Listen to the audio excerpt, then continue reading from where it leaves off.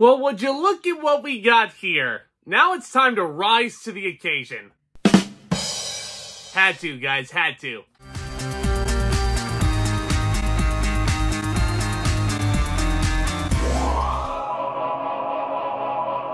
But welcome to the start of another retro series over here on this channel. We're hyping up to the release of Kingdom of the Planet of the Apes, which comes out on May 10th. And I know there's a buttload of Planet of the Apes movies, so I don't have nearly enough time to look at every single one of them before May 10th. So we're going to go ahead and look at the best ones. The last trilogy. Starting off with Rise of the Planet of the Apes, which came out back in 2011. This one was directed by Rupert Wyatt, and it's the first one with Andy Serkis as Caesar. Andy Serkis before this had made his name doing motion capture roles like Gollum in Peter Jackson's King Kong. And now here he was revitalizing the Planet of the Apes movies 10 years after Tim Burton tried to do so, and failed. So this movie starts off by us taking a look inside a scientific research lab in San Francisco. And they've come up with some new medicine that allegedly is the cure for mental disorders like Alzheimer's. And this research lab is using apes to test out the cure. One of the genetically enhanced chimpanzees named Caesar, played here by Andy Serkis, ends up getting raised by one of the scientists named Will Rodman, played by James Franco. Caesar goes from living in James Franco's character's home, he grows up, he goes on an absolute rampage defending Franco's father, played by John Lithgow, and he ends up going to live in captivity where he's treated very cruelly by Tom Felton, and this eventually leads to Caesar leading an ape uprising all against humanity. Now, the reason why the 2010s Planet of the Apes movies always stand out as the best of the bunch for me isn't just because of the astounding motion capture for these apes. Because let's face it, you look at these things and you're just convinced that they're real. What Andy Serkis is able to do with Caesar, with minimal to zero dialogue throughout this entire movie, that is something that always blows me away whenever I go back to rewatch Rise. Andy Serkis' performance is really the one that stands out,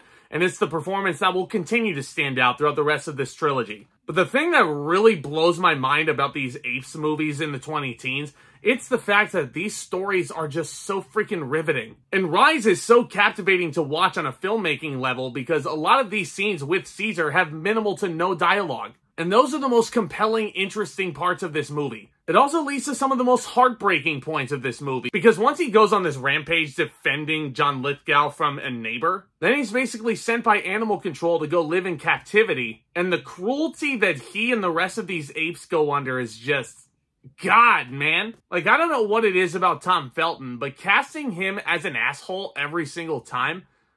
Like, I really hope that's not his legacy. Actually, no, his legacy might be Draco Malfoy forever, but come on. You can't keep giving this guy douchebag roles the rest of his career. But you know what? The fact that he keeps getting cast as these tools, it shows you how great of an actor that he really is, because I'm sure in real life, Tom Felton is the nicest gentleman. It's not just Felton. All of our actors playing human characters are really great in this. James Franco, as our leading scientist who raises Caesar, develops such a nice, heartwarming relationship with him. And again, it's all the more heartbreaking when Caesar decides to start this uprising. And the separation that these two go through is just, God, so great. John Lithgow playing a non-comedic role for the first time in what I think was a really long time at the point. He's really great in the movie as well. I don't know if it was like the aim of director Rupert Wyatt to portray John Lithgow's character as having Alzheimer's, but John Lithgow never really teeters that line of being too offensive in his performance and his portrayal. And I thought he was really, really great in this. Speaking of, the direction by Rupert Wyatt is very good. I like how he helms all of the heartfelt moments. I love how he gives just enough time to each character throughout the movie. And I really, really dig how he helms the one big action sequence towards the end. I realize if you go back and rewatch the whole trilogy, if you watch Rise of the Planet of the Apes, if you're into action, you'll probably really hate this movie. Because as it goes with exciting and enthralling, adrenaline-fueled action sequences,